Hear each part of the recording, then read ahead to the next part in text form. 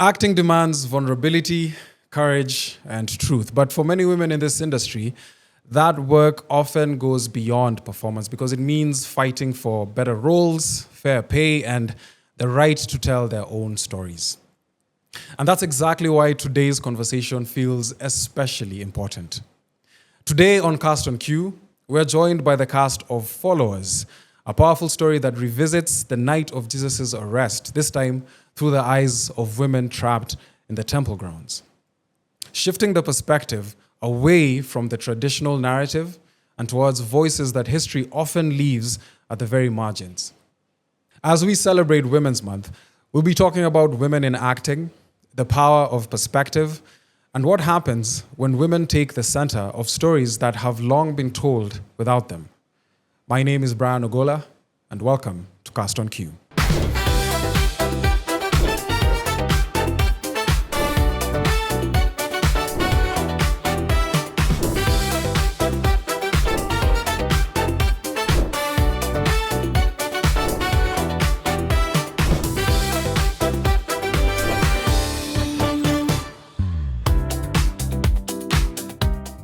Joining us in studio today are three amazing artists, women, of course, just for the sake of International Women's Month. And to my immediate left, is this my left? Yes.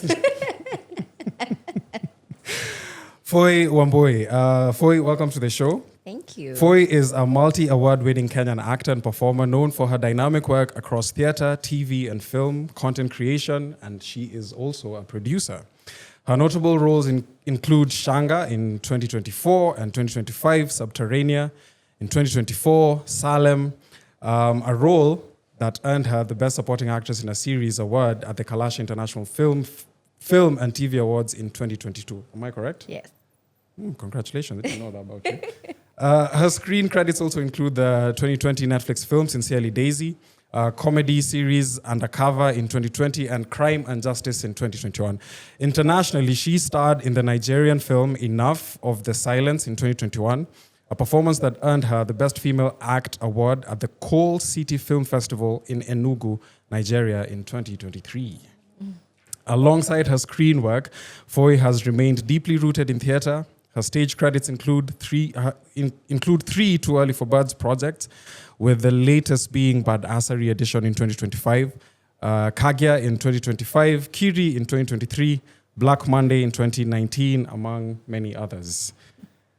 Welcome. Thank you. Before you say anything to your fans, let's just move on to the next one. We have Eunie Mwabe. Did I get your pronunciation? Yes. All right, awesome. Welcome to the show, Eunie. Thank you. Eunie Mwabe is a Nairobi-based actor, playwright, creative director, and producer working across theater and music. She performed in the 2022 edition of Too Early for Birds and later served as CEO of Zetu Productions between 2023 and 2025, supporting the creative and operational leadership of the production. She is the founder of Fifth Wall Productions, a company developing original theatrical work, whose flagship project is the stage play Followers, where she serves as playwright, creative director, and one of the lead actors. Eunie graduated from Harvard University in 2019 with a degree in Social Anthropology and a minor in theater, dance, and media. This is me being genuinely surprised because, wow, that's so amazing. Yeah. Welcome to the show, Eunie. Thank you. All right, and last but not least, we have Chemutai Sage. Chemutai Sage is an award-winning Kenyan singer, songwriter, and performer whose soulful voice and emotionally resonant artistry have shaped her nearly 2-decade-long career in the music industry. She notably performed for the late Pope Francis in Assisi, Italy in 2022. I hope I said that right. Yes. And her music has featured in film and documentary soundtracks, including the internationally acclaimed Kenyan feature film Rafiki. Alongside her music career, Chemutai is an accomplished theater performer. Her stage credits include Too Early for Birds, The Comeback in 2022, Diverse, Shaura and Gatia, and Moonlight, the musical in 2025. Since 2018, she has also been co-creating an original musical through her work in the Nairobi Musical Theatre Initiative, contributing to its development as a storyteller and musical creative. Welcome to the show, Chemutai. Thank you. Thanks for having me. And happy International Women's Month. Thank you. Karibuni sana kwa show. Asante sana. Yes, those were quite the hefty intros. And so I will allow each of you just to say something to your fans and our general audience before we begin. Wow, okay. I'm happy to be here. I'm happy to be here. I'm excited for this conversation. It's an honor to be seated with such talented people, including yourself. Yeah, so thank you for making space for this. Guys, she called me talented. Awesome. Say something. To my fans. And just anyone in general. Them to be like, my fans, whoa. Yeah, it's such an honor and a privilege to be here and with my fellow castmates. And yeah, really looking forward to this conversation. To my fans, this is a letter from me. I'm really excited to be here. Thank you for having us. And it's really exciting for me, especially to be in the acting spaces and in the acting circles. Yeah. Thank you for having me. Karibuni sana. So today we are basically women in acting. And we have here the cast of Followers, the stage play. So we just want, first of all, to find out like what is Followers about, because from the brief write-up here it says Followers revisits the night of Jesus' arrest through the eyes of women trapped in the temple grounds, shifting the perspective from the traditional narrative. Would any of you care to expound on this? Sure. Yeah. So Followers is it's a twist on the Easter story. We didn't want to tell the story the way people usually just know. We go, we watch a typical church play or a play about the Bible, then we go home.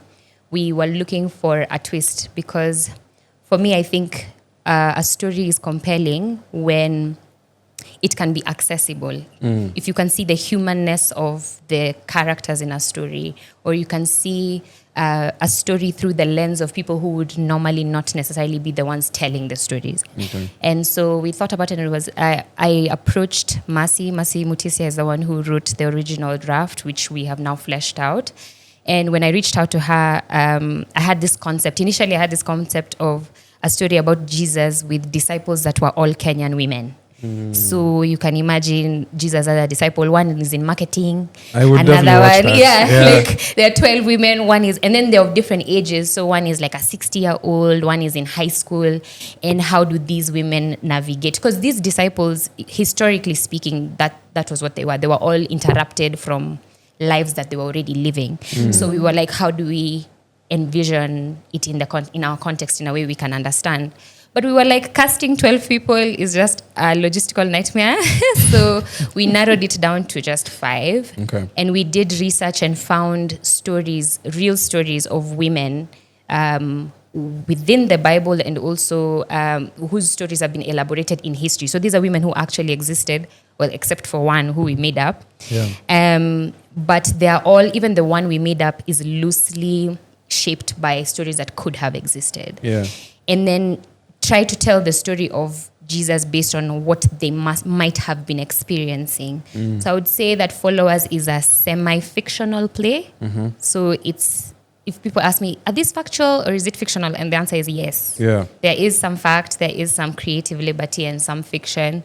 But we felt like these stories were compelling. We felt like the challenges women were facing then are probably the same challenges women are facing now.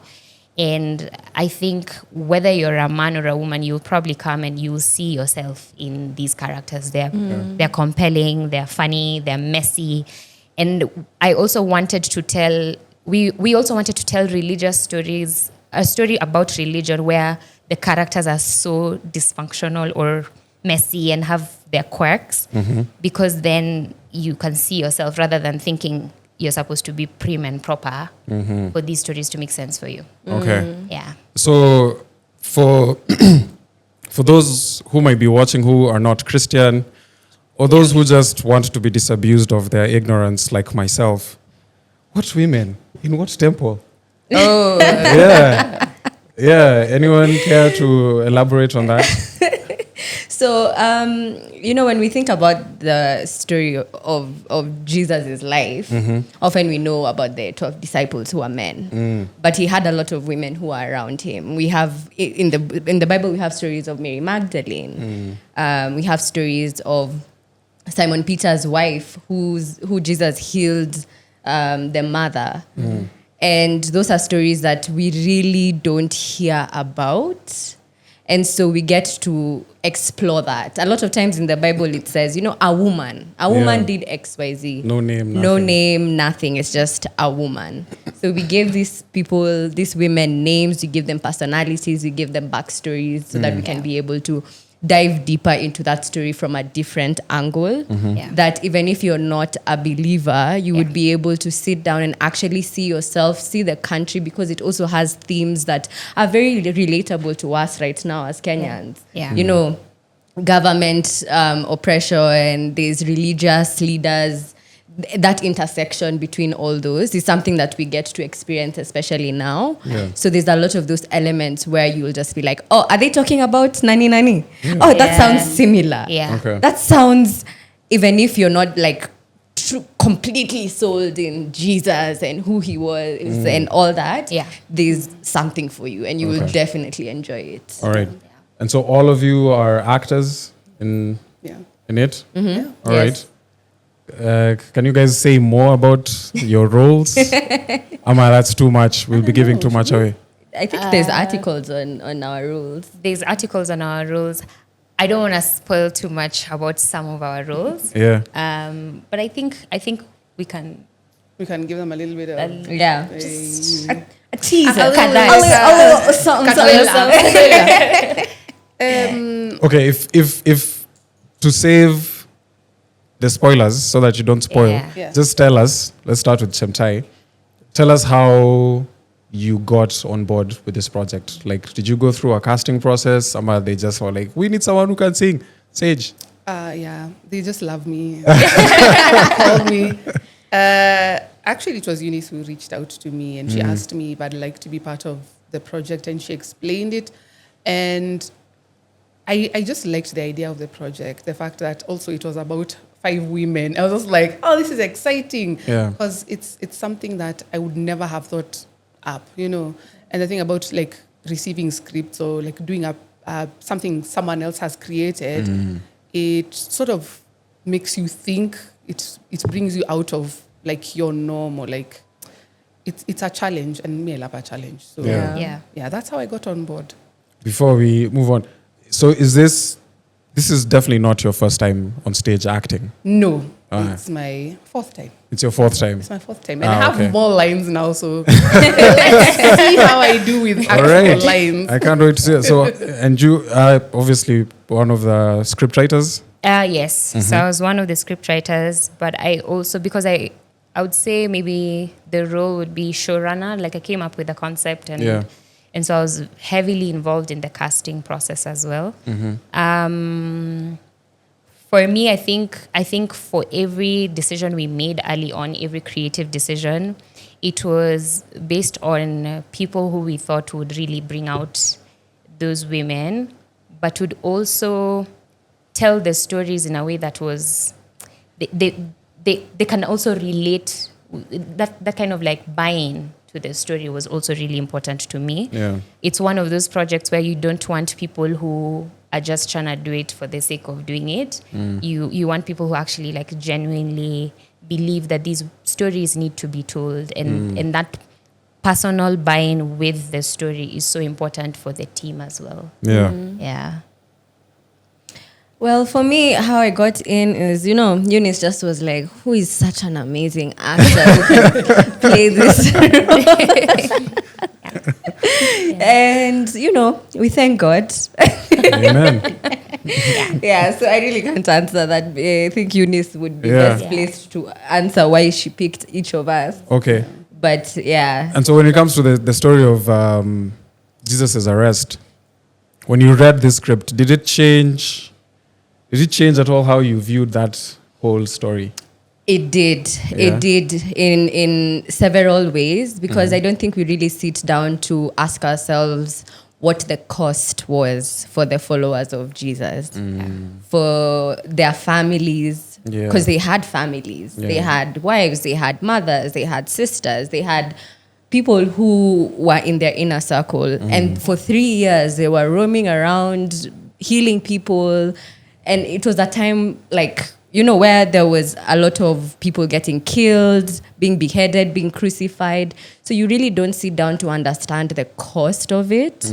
For me, I feel like it made me empathize with certain people in the Bible who maybe I wouldn't have empathized with. And also it made me just have a deeper reverence for God. Because, I mean, I'm a Christian by faith. So it's made me really understand, like, wow, these people were willing to go through all this. Can it really be a lie? You know, you get to ask yourself hard questions when you see what people are willing to go through for what they believe in. So, yeah, for me, it's really changed a lot for my personal life. Okay. And that's what I love about stories like this. I don't want to go back the same. Yeah. Sage? I feel like it made the life and the times of these people very real. Like, as a Christian, you'll read the Bible and you'll be like, okay, yeah, they arrested him, this happened and this happened. But I feel like it gives so much context to it. It makes you see that it was way larger than just the disciples. Because I think when you read the Bible, you just picture this happens and this happens. You'll just see small spaces at a time. Yeah. But this just makes it so much larger than just the things that we read in the Bible, and it challenges you to think beyond what you know. And yeah, it made it very real for me. Yeah. And I think even if you aren't Christian and the Bible isn't really something you're actively thinking about, religion in general, sometimes when we think about even any other religion, religious individuals in texts, whether it's the Bible or the Torah, like all these individuals kind of feel like these ethereal beings somewhere else. So then you ask, I think the questions you start asking yourself, did Thomas have hobbies? You know, like you break that wall for, wow, like holier than, and you start asking yourself, these people, did they have crashes? I used to ask myself, did these people have breakups? Like, did they go through these things? Yeah. How did they deal with it? Because then when you humanize them, then even for you first of all, if you're watching a show, you have a good time because you engage with a story. Yeah. Before anything, it's a great story and Yeah. anyone can come and have a good time. Yeah. And I think that has been our intention, and I feel like it's even made these stories real for us as individuals as well. Yeah. You said something about humanizing these characters, which I totally agree on, because when we're so far removed from the context, of course, a book that was written over 2,000 years ago, how do you humanize these characters on stage? Because, you know, like the lives we're living are a full more than 360 degrees, like proper turn. Yeah. The lives we're living are not at all the same from the people like in the scriptures. So how do you humanize these characters on stage? So I can share a little bit. I've been watching. So Viola Davis recently had an interview where she talks about how for all her characters, even if it's like she had a character in the movie Doubt that only shows up for like 10 minutes, but for that character she wrote 100 pages of backstory just to immerse herself in the story of this person. Yeah. So the way we've treated this script is the way any actor would treat any script, where you are responsible for figuring out who your character is and immersing yourself even in their backstory. So like my character has like an absent mother. It's not in the Bible that she has an absent mother, but it was what I needed to get me to feel some type of way and to be able to express something on stage that is not otherwise in the text. And so the humanizing part of this process is also part of the creative liberty, where there's some we've done research and you've picked up some things and you've picked up patterns in the Bible, or you've picked up patterns in historical text of how they were acting in some things. But then there's others where they were mentioned once in one sentence and we've never heard of them again. Yeah. So Yeah. in many ways it's a blessing, because then now you can just take that character and run with it, add a toxic boyfriend somewhere, add, and give them life. Yeah. So that's, I think for me, my process has been doing the backstory, asking myself, okay, what would my character do if they were moody? What would my character do if, it was that time of, you think about everything and you create a backstory that now brings it to life. Yeah. Yeah. Yeah, that's so good. And I totally agree with you, because for me as well, it's just been like, I think at the beginning, we were just like, when we were doing the first read, we were like, and yeah, it's so difficult doing a story of 5 women who are barely mentioned. Like you just hear about them, maybe a line, or, maybe one has been imagined. And I think that's the best thing about this script, because you're imagining yourself in that position. You're imagining this character, of course, taking into account the historical background and the religious background of these women. Like, we know women at that age, at that time, were getting married at a certain age. So that shapes, okay, maybe my character is about XYZ years old. Yeah. So, or you ask yourself, okay, who am I? Where am I going? Why? The 4 W and H questions. Yeah. It's not just like sitting and being like, okay, no, but there's nothing about that. It's like if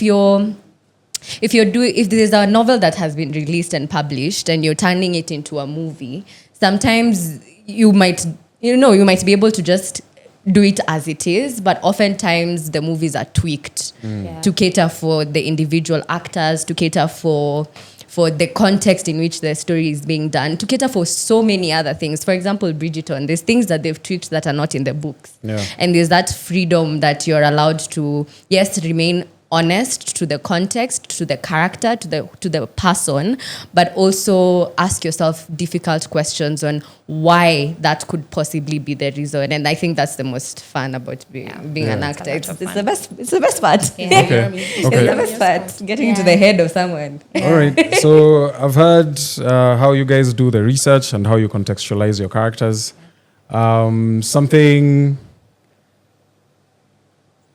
Okay, how do you avoid playing just the trauma of the story?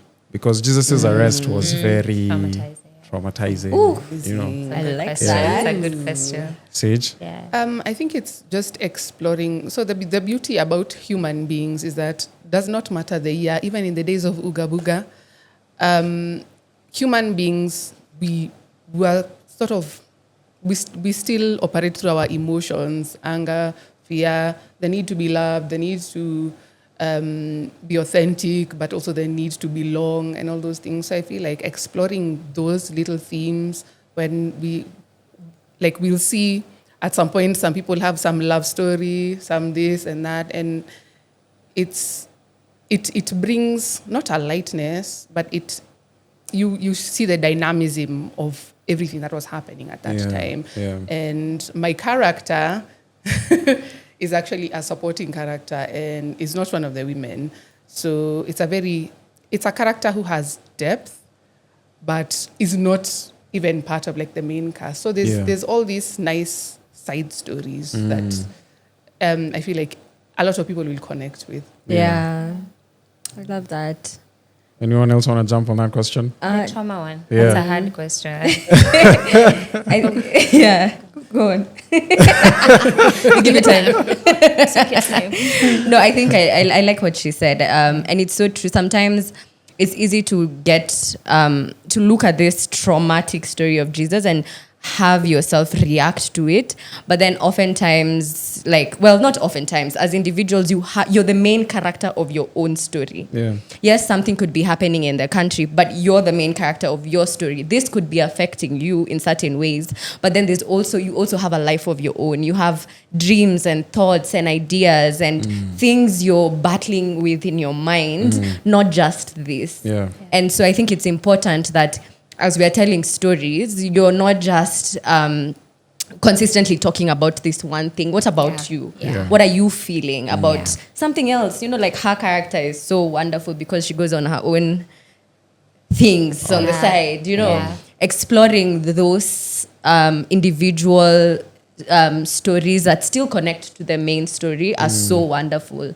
Because you don't find that we are like, if you're the main character, we're not supposed to just only be talking about you. There's things I want, you know, there's things I'm thinking about, and so that helps you not just oh my god. It keeps you grounded in who you are as a character. Okay.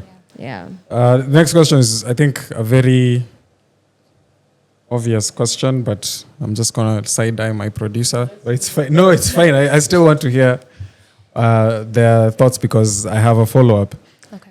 Do you think women's voices in historical stories are often simplified or overlooked? Mwabe? Yes. Yeah. And it's so interesting. So I remember the first draft, and now this is now going into process. I remember the first draft of the script, and we all read it. We did a table read with the whole cast and crew early on in the process. And I remember one of the things that came out for all of us was that in as much as Followers was supposed to be a play about 5 women, the male characters were very fleshed out because there's actually text about them. Yeah. But the women, it was a muscle to get us there. And I can imagine if everybody is going through that, if you're not slowing down with your creative process to be like, okay, who are these women? There's not enough resources or there's not enough information that is like grounded on reality for you to be able to write stories of women in history easily. Therefore, women will then fall into tropes. But the tropes are usually very much like you're the helper, you're very much like on the sidelines. And we don't get rid of it in Followers intentionally because in many ways women were playing these sideline tropes. But we also do play around with other tropes that maybe don't show up in typical stories. I just think it's difficult. It's a difficult work. And I think it just requires a lot more intentionality from writers to make sure they're not writing women characters into stereotypes. It's not every day a poor girl falls in love with a rich man. It's like we love the story. It sells, but at some point, Tosha. Let there be an age difference where the woman is older. Let's play around. Let's open up creative development to a little bit more play and a little bit more say something that someone hasn't said before or say something that may not necessarily have market proof that it will sell. Like think out of the box, especially when it comes to women. Sometimes decenter this might be a bit controversial. Sometimes decenter the aspect of them being a woman. Like explore what it takes for them to just sometimes it's difficult, but like what are the other quirks? Let the women make mistakes. Let the women be villains. Like we need more, villains that are not hyper simplified or hyper sexualized sometimes as well. So I would say yes, stories of women are still very simplified and we still need to put in the work to tell them a bit better. Okay. And so the follow-up would be this. Follow-up is for you guys. The follow-up is this. Okay, so women's voices have obviously been suppressed, especially in ancient books such as scripture. This might be a bit controversial, but I still want to ask it. Why? Because from your answers, I guess I'm right to assume all of you are Christians? Everyone in the production? Or No, all of you here. Yes. No, all of you here are Christians. Yeah. And the script definitely calcified or strengthened your faith, especially in terms of, just different perspective and, oh my goodness, about all these people going through this. Why would someone make up something like this? Yeah. Why do you think Jesus chose 12 disciples and none of them were women? That's a good question. That's a really good question. That is a good question. Because it's obviously something that I think about, and when I mean, there's obviously great women in scripture. Yeah. Yeah. You know, there are very many great women in scripture. Yeah. However, most of the book was written by men. By men. Yes. So do you think this is just down to the patriarchy?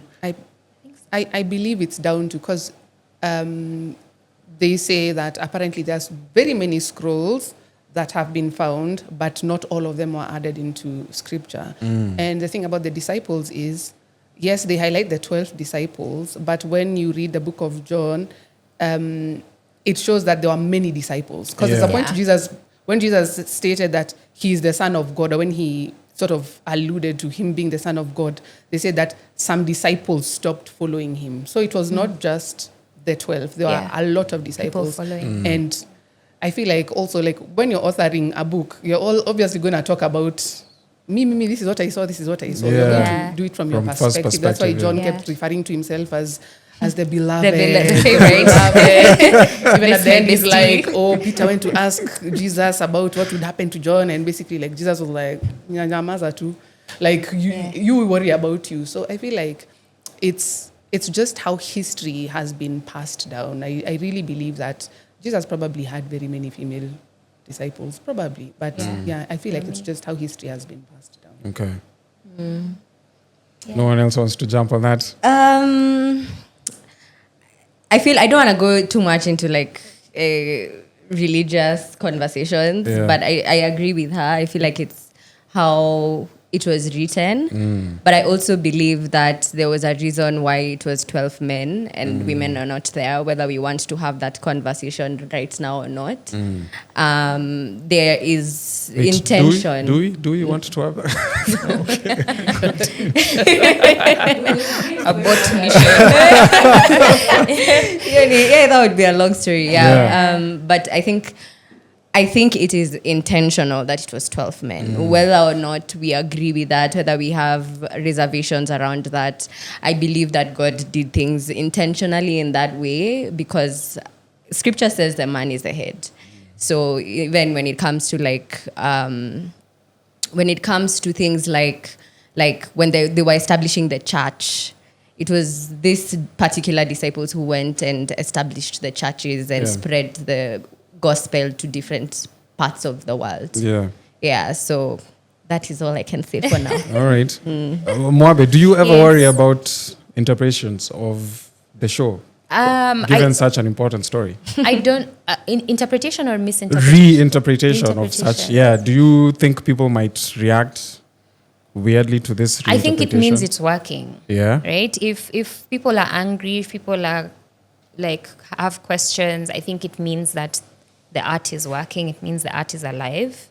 That for me is the point. There are some conversations people will leave having about the role of church in government, the role of, and those are conversations we want to have.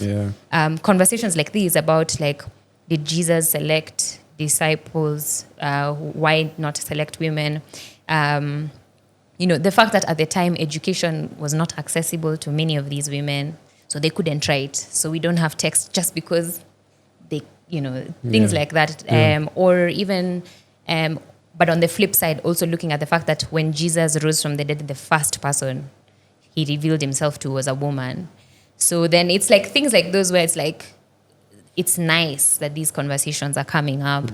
I do not claim to be a custodian. I don't have all the answers. I do not want to be in a position where I'm giving answers, but I did want to, we all wanted to contribute something into this space that allows people to be uncomfortable. I want churchgoers to be uncomfortable. I want non-churchgoers to be uncomfortable. I want women to be uncomfortable for despising other women. I want men to be uncomfortable for despising women. So everybody is going to be uncomfortable, and I think that's the point of followers, for sure. So I'm guessing from your response, all of you agree that as actors we have a responsibility to challenge our audiences. Yeah. Oh yeah. Yeah. Oh yeah. I agree. I too agree. Yes. We Yeah, ask shake you. them up a little. Do we interview you as well? Do you agree? No. That's another show. Okay, so Shake them up a little. obviously, acting can change how people think about society. But with this play, what specifically would you say you guys want to change about how people think about the story of Jesus' arrest? I think I would say that I would want people to ask themselves deeper questions. Like you see what you've asked about Yeah. the 12 disciples being men. Yeah. Those are questions we need to start having. I think sometimes as a Christian, especially, it's easy to just be nonchalant with things, never really digging deeper into like understanding and asking questions. Sometimes people are even villainized for asking questions, you know, yeah. in certain situations. So for me, I would want people to ask hard questions, like the story of Judas and his betrayal of Jesus. What was that about? You know? Yeah. Let's think about it. Let's talk about it. Let's argue about it. Let's have open conversations about it. I feel like it's easy to just sit down and be like, yeah, it was God's will, but is that enough? If you tell an unbeliever it was God's will, sometimes you looked at like, Yeah, What because do you mean? even with Judas, I'm just like, if Judas didn't do what he did, maybe we might not be here, all of us, as saved people. Yeah. So Yeah. I Interesting. definitely That's get actually that. really interesting. Yeah, like when you think about Judas, every time you're just like, wait, what if he did not? Yeah. What if he was a good guy? yeah. And it's okay to also say, imagine I don't know. It's okay to ask the questions, and at the end of having all the conversations and doing all the research, it's okay to be like, imagine I actually don't know. I don't know. And there's nothing shameful about that. Yeah. But we need to stop forcing reasons where like you really don't have one. You're just trying to force an answer. So I hope people are challenged, even non-Christians, just challenged to, ask more, think more, understand more. That would be my hope. Yeah. So have any of you ever performed or in a role that made the audience uncomfortable in a good or bad way? Not like this one. I don't think so. Yeah, not like that. Not like this one. All right. And so do you think, do you guys think, what do you guys think the show is going to make people uncomfortable? In what way? Is it in a good way or in a bad way? Is there going to be any discomfort? Yes. Yes? Yes. Yeah, yeah. So you were saying something about, yes, followers is going to make people, there's going to be some discomfort Yes. Oh, in yeah. a good way. Depends Depends on on who's asking. Yeah. Depends on the person. Depends on who's watching. Yeah, depends on who's watching. Okay. Yeah. And so in that spirit of discomfort, one or two questions, easy or difficult ones, that you want your audience to walk away asking themselves. Yeah.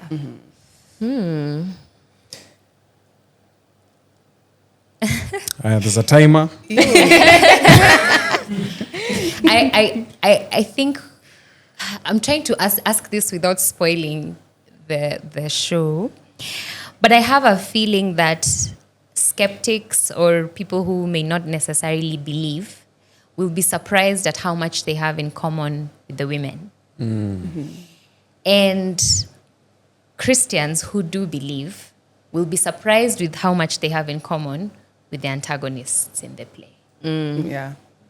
And I think that's why we're doing this, because I want everybody, whether you believe or you don't believe, to see your humanness and see the story of Christ through the lens of your humanness. So like, if you choose to believe him or you choose to not believe him, you have we make it alive. So then you're actually seeing what you're choosing. Yeah. I would say, I think that's what will make people uncomfortable, because in some ways, not everything, but in some ways, the Christians might see that they're not always the winners. And those who are skeptical and are curious and want to understand will see that there is space for questions, and there is a lot of grace for questions. Yeah. Okay. I feel like it's definitely going to trigger a self-reflection for everyone who watches it. Okay. Yeah. I think for me, it would be, the question would be, are we very different from the leaders that we criticize? Yes. Oh, yeah. Are we similar that as well? to them? Yeah. That for me is the Yeah. thing I want people to go home thinking about. Yeah, and I think that's a very important question for all Kenyans right now. Yeah. Very true. And that history repeats itself. Yeah. Yeah. A lot. Yeah. Sage, Yes. what do you think are the parallels between the story and modern, between the world of the play and modern? Guy, Day nitauza kila kitu. Nitauza kila kitu. I feel like there are so many parallels in everybody's story, not just one story, but in everyone's story. There's a lot of parallels. Even what's going on then is currently going on now. It's just a very different, it's a just difference in time. Difference in characters Yeah. and time And names. and names. Even some names are still current. But Yeah. it actually feels like it's happening now. When we do the play, it'll feel like it's happening now because of how similar the situations are. Yeah. Yeah. So I'm gathering from what all of you are saying that there's definitely a political message in this story. How do you balance the truthful, staying truthful to the character, with the political message? Because oftentimes it becomes it's the one thing that stops people from just telling a story. Yeah. You know, because now maybe you want to proselytize, or how do you balance that? Sorry. So when you say proselytize, you say like in terms of you want to maybe preach a message. Yeah. Like a political message or just like a religious message? A political message. A political message. Yeah. Yeah. How do you balance that? Because right now, any kind of criticism, especially to Kenyans, considering we're just about to go into another election cycle, obviously, if a Kenyan is there and is watching, they're probably thinking, hey, what's up with all this political messaging? We can vote responsibly without being told. Can we? We need the gentle reminders. Yeah, and so that's the thing, because oftentimes, even when it's good advice, if the person receiving it is not ready for it, oftentimes it can get in the way of that connection of storytelling. So how do you guys balance that? I think I would say the way to balance that is remaining true to the individual characters. Like I'll still keep going back to that.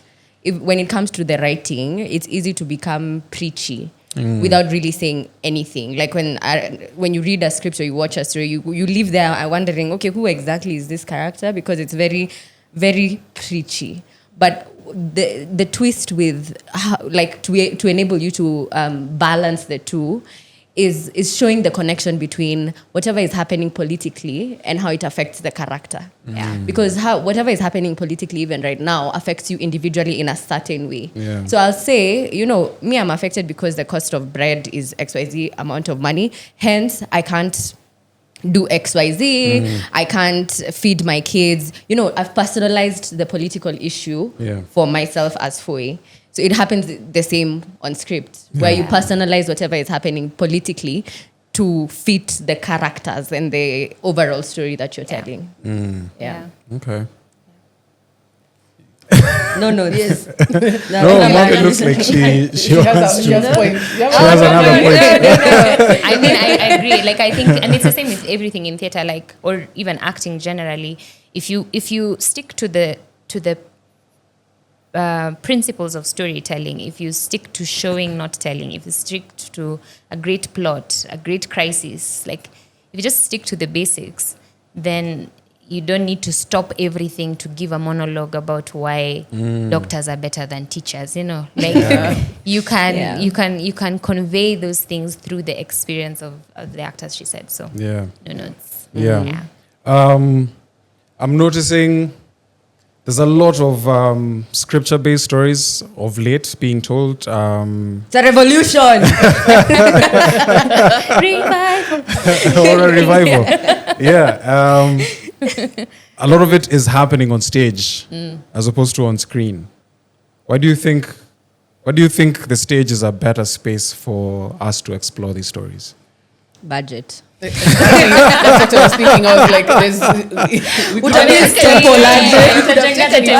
Can you imagine building a whole temple? Wow. I'm gonna use those like what are they called, stock videos? Yeah. A temple, then you bring them to A green screen. A green screen. So just budget. Otherwise, we would be doing these things on screen as well. I think so, yeah. honestly, because I mean, screen has a longer shelf life if you really think about it. Yeah. So I feel like sometimes, well, this is my own opinion, quote, but films are more expensive. Like if our story is set in a temple, Yeah. building a temple that is similar to what was there at the time, Crazy work. crazy. Yeah. Yeah. All right. This is the cast of Followers. If that has not convinced you to get your tickets yet, please keep watching, because by the time we finish this, you will definitely want to get your ticket. If you're watching this after the show, please drop us a comment. Let us know what the play was like, if you enjoyed it, whether you felt challenged, triggered, discomfort, any of those nice things we've been discussing here. Also, please remember to like, share, subscribe, and keep watching. We'll be right back after this break. Cast on Cue is a Kenya Actors Guild initiative. This is a community that is being built for the actors by the actors. And by the way, if you're enjoying these conversations, please follow us on our socials, Cast on Cue, where you'll be able to find all BTS content and extra content from our page. That's where they live. And if you are an organization out there, or a group or an individual who is feeling sufficiently philanthropic, we would really love to hear from you as a potential sponsor or partner for this podcast.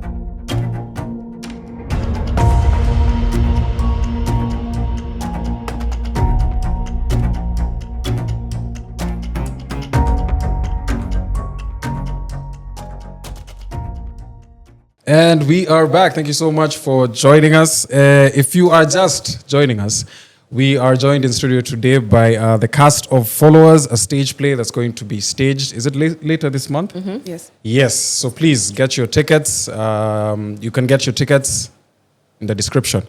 So let's move on to multilingual acting, because from what I am being informed is that the play uses both English and Kiswahili, which is how most Kenyans speak. Yeah. Do you think Kenyan stories lose authenticity when they're forced to stay in one language? Yeah. Yes? Yeah. How? Naturally, we talk mixing Kiswahili and English. Yeah. Why should our stories only be one language? I don't think it's natural. But we have over 40-something languages. I mean, yeah, but we also have to think about, like, okay, this is a theater play. Yeah. We don't have subtitles. And so how exactly would you lose authenticity if, because these are, I mean, scripture is in English. Yeah. And it can be in any other language if you care to buy the book. However, where exactly do you lose the authenticity? Because if it's just English, people can still relate to it. And it's in our school system, right? Yeah. I feel like it depends on the context you're performing the play. Like, if you want it to be very accessible to as many people as possible, then you have to have that in mind. There's a series called The Chosen. It's actually the most translated series of all time. been translated to many languages. So one would ask, okay, why didn't they just keep the original English language, which is one of the most widely spoken languages? Yeah. The reason it's translated is so that it's accessible to all types of people from different backgrounds. Yeah. Yeah. So if we flip it, and the question now is, do you think we lose authenticity if we add Kenyan languages to a story that's so well known? Because you see, the thing with Kiswahili is there's a lot of contextual things in terms of phrases, how you say a certain sentence. Yeah. Same with English, Yeah. right? So Yeah. a line from scripture could sound very different in Kiswahili. Yeah. You know, it could sound even like almost like a comedy because it's Kiswahili. Yeah. Yeah. Yeah. Do you think something like that can happen in your play? I feel like it can happen, and it happens. Like, especially if you're adapting something from another country that has a very different context from like the life we're living here. So it's always going to feel, and that's not even about the language at that point. It's just, it's very distant. But I feel like if you have adapted it to what's going on here, or if you have adapted it to sort of embody the culture of the people, then mixing in the language doesn't affect the authenticity. It just makes it relatable. Oh, Yeah. okay. Yeah. Okay.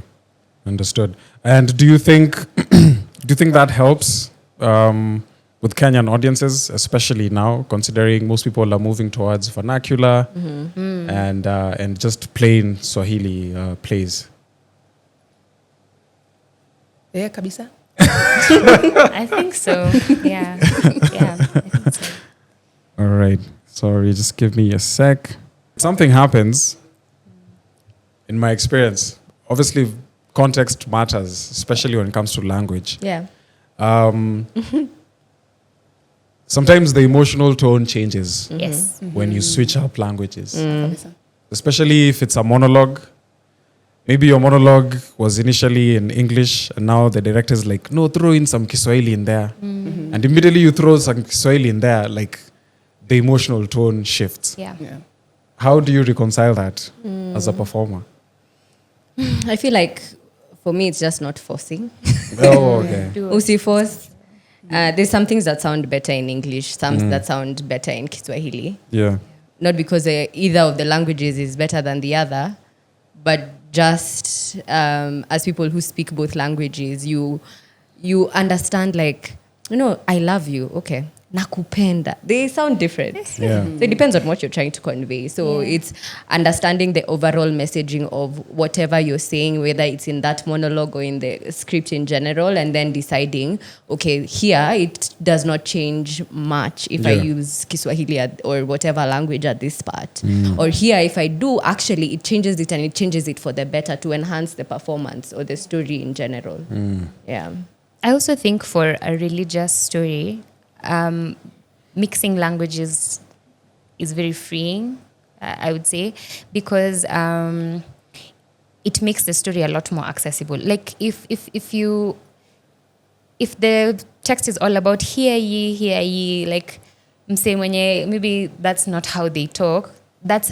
They'll look at the story and be like, that's a them thing, that's not a me thing. Yeah. But if there's a character and I see them and they mix in the language that I understand, there's a way that I Yeah. And one day, maybe, who knows, like when Followers is on tour, and we're like, we've been called to go perform in Joburg. Maybe we'll have, a Amen. consultant in Joburg who's like teaching us, hi boy, so that also is, because if the point of the text is to be accessible, then the language should also be accessible. Because, like, just to add on to that, like, originally, scripture is not in English. Yeah. So we could argue that, why do we read the Bible in English? Yeah. It was written in Greek, in Hebrew. So we could argue the same when it comes to the text itself. It was translated so that we can be able to understand. And more, it can reach as many people as possible. Okay. Sage, Yes. as a woman, what surprised you most about the character that you're playing? What surprised me most is their depth. I think, but as I was combing through like who they were as a person and sort of giving them a backstory, I realized, oh, this person is actually deep. I know like the people, especially in that profession, usually seem like very cold-hearted people, but it just allowed me to see the depth in people in such professions. Yeah. Yeah. And during a time where it seems like there's so much political apathy or a lack of courage in the masses, Yeah. what do you think these 5 women in the play, Yeah. what do you think they teach us about courage?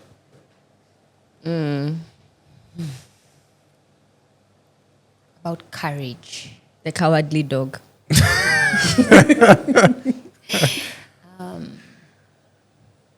good question. I don't have an answer. About courage. Foi looks like she has an answer. I think these 5 women teach us that courage is not always very loud. Sometimes it starts internally. It starts internally, something brewing. And for some, it changes you in a way that you cannot sit with it anymore. And I think that's what I see in my character, particularly, where you see the shifts at different points to a point where she's unable to sit anymore. And I hope that as people watch this as Kenyans, they feel that, like, ikiboil ndani. Yeah. Ikiboil hadi, when we are going to vote or do whatever or make certain decisions, it spills over to that. We're no longer passive, but active participants. Yeah. Yeah. Have any of you ever gone through the same dilemmas, whichever, Yeah. that your characters are going through? Yes. Absolutely. Yeah. Oh, yes. Okay, girl. Yeah. This will make sense after the show. Oh, this will make sense after the show. Yeah. All right. So you hear that? Get your tickets. It's in the description how you can get your tickets. All right. So at this point of the interview, I'm going to give you guys a whiteboard. And so each of you is going to write true or false to one of these quick fire questions. All right. And then we discuss them. Okay. All right. Producer. All right. Oh, they're already under their seats. Look at us being so organized. Oh, wow. All right. Each of you. You have a pen? Yes. Sage? Oh, okay. All right. Wonderful. All right. Are you ready? So we write true or false. True or false? This is true or false. Okay. Yeah. And We hide our answers for from each true, other. Sinikopi. I'm so competitive. Sinikopi. I'm so I competitive. did true or false. So theater is the best training ground for actors. That's such a complex question. Theater is the best training ground for actors. True or false? Is there like a middle, like maybe? Like a... I don't want there to be a maybe. I just want it to be true or false. You write that true. Have you seen that true? That looks like a false and a true. All right, 3, 2, 1. Let's see your answers for the cameras, please. All of you agree. Yeah. All right? True. All right. So I tend to also agree. But let me throw a spanner in the works. I tend to think that when you're in front of the camera, your performance has to be that more precise and that more measured, which I think takes more skill. And I think that is a whole podcast On its own. Yeah. right? I think both have it. Yeah. They both have their advantages, Yeah. things you learn. Yeah. But there's something about theater. And Yes. theater gets you at stage business. Yeah. Where the camera is always on you, even if someone else is talking for talking. 15 minutes. That's You have true. to. You have to stay. You have to figure out how to. Yeah. All right. Yeah. Next question. Audiences connect more deeply with female-led stories than we assume.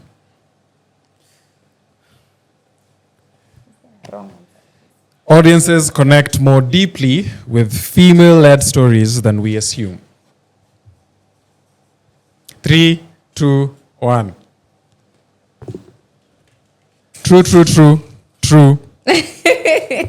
All right. I don't know that I have a follow-up to that. That's a whole podcast. On its Yeah. own. It's Oh, yeah. I think Sage. Wow. Do you care to explain your answer? Yes. I feel like, I mean, obviously there's not a lot of female-led stories being told, but I feel like, especially doing followers, I feel like, yes. Yeah.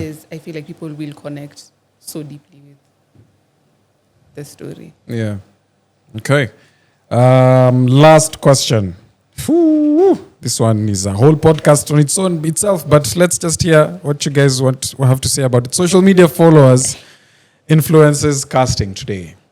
Social media presence and followers influences casting today. True or false? It does or it should. Like, Does. Mimi does. Dada. It does. It does. Social media followers influences casting today.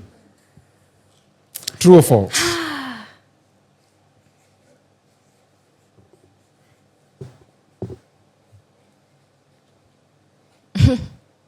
let's see your answers. What was that for you? All right, let's see your answers. I have so many caveats. I to also this, have like comments, but let's just I leave mean, it at. clearly. All right, so Sage thinks that's I don't know. total nonsense. Ningeandika ile true false. Ile And Ms. Mwabe and Foi obviously agree that it does. I tend to agree that it does. It shouldn't. It shouldn't. But Yeah. it does. The only person who disagrees. Should I explain my answer? Yes, please. I don't know. Honestly, I don't know. And I would hope, I think that was my hope. My hope was that it was false. My hope was that it was false. And That I was was like, not you the know question. what? I'm hoping that it's false because it should not It be shouldn't. that Yeah. way. Yeah. Yeah. All right. Another question. Women's voices are often ignored until a crisis forces people to listen. True. All right, quick fire. We'll save the comments. If you guys have any comments on that, please just drop it. Drop it in the comment section. We'd like to hear what you guys think about that. Faith can become complicated when survival is on the line. Really? Interesting. I didn't think that was... Okay, maybe I'm just thinking about it differently. All right, something else. Sometimes the bravest thing a woman can do is simply speak the truth. These are very obvious ones. Women in history were often observers of power, not participants in it. This is a good one. I like the reactions, right? Yes, Mwabe looks like there's something there. Please say something. Okay, before you say something, just show us if it's true or false, if you agree. She's on the fence. Both. Yeah. All right. I mean, primarily they were not, but in the places where they were, actually, I think the answer is true. Which was the answer was true. Yeah, I think the answer is true because primarily they were not, but even in the places where they were not. Like even in the places where they had. Like even in the places where they were leaders, they were often puppets of an already existing regime. So, Oh, yeah. Okay. Okay. Yeah. Rocket. Yeah. So I was gonna say false, then I was like, I'm a bit more of a girl's girl. So Yes, it seems like we're torn here in studio, but if you have your own thoughts, please, in the comments. Women are often forced to make impossible choices in systems they did not create. Yeah, that was, I saw that coming. Stories become more powerful when they are told from perspectives we rarely hear. True. Yes, just like followers.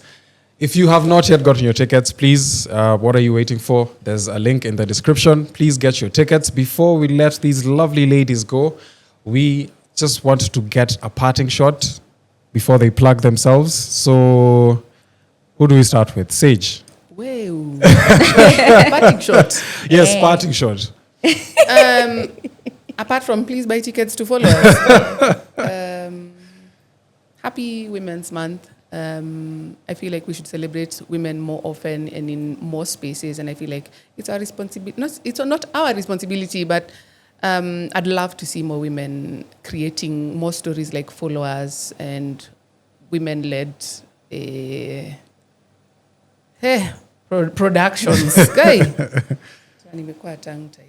Yes. I love the girlies. My socials are Chemutai Sage on all platforms. Please follow me and engage with me. Awesome. For me, I think for women I'd like to encourage women to tell their stories. However messy, however vulnerable, your stories matter and need to be heard. You can follow me on @UnieM, EUNIE_EM on Instagram and TikTok. And you could also follow Fifth Wall Productions for more of our productions in the future, including our South Africa tour. God willing. Thank you for having us. First of all, this was so much fun. I think women's stories are so important, as equally important as stories about men. And you can tell stories about women without bashing men. Yeah. And that's how we have both genders represented in the best way that we can, telling stories that are honest and vulnerable and that are truthful, you know? Yeah. So I would urge you to please come and watch Followers. Kujeni mutuone tukiwa stage. Yeah. 27th, 28th, 29th of March at Brayside Theatre. My handles all across all social media platforms are @Foi_Wambui_. So follow me there and let's talk. Thank you so much. Thank you so very much for being here. Nothing quite discombobulates like being in the presence of beautiful women. And today I have struggled, but I think I did well. We'll give you a 7. Thank you so much for watching. This has been the cast of Followers, a stage play that is going down this month on the 27th, 28th, and 29th at Brayside. You can get your tickets using the link in the description. Please get your tickets and go watch Followers. Let us know what you think of the play in the comments. And thank you so very much for watching. I'll see you on the next episode. Thank you for watching Cast on Cue. This platform exists to create a serious space for actors to talk about the craft, the business, and the realities of building a sustainable career in Kenya's film industry. Follow Cast on Cue across all our social media platforms for episode clips, behind-the-scenes content, and updates on any upcoming conversations. If you're an actor out there, join the Kenya Actors Guild by scanning the QR code on our screens right now. And if you would like to support this platform through sponsorship or a partnership, our email is in the description below. If you want to help us with crowdfunding, the different support tiers are on the screen and in the description below. Cast on Cue is community powered. See you all in the next episode.